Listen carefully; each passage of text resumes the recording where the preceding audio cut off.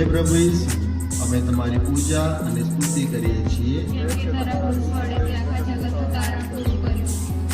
પ્રભુનાથી સરાયેલો પ્રભુજીનો ચહેરો તે લૂછી નાખે છે. પ્રભુજીનો દિવ્ય ચહેરો રૂમાલ પર છપાઈ જાય છે. 10મું સ્થાન, સૈનિકો ઈસુના વસ્ત્રો ખેંચી કાઢે છે. હે પ્રભુ ઈસુ, અમે તમારી પૂજા અને સ્તુતિ. પ્રભુ ઈસુનું આખું શરીર ફટકાના મારથી ભયંકર રીતે ઘવાઈ ગયું છે.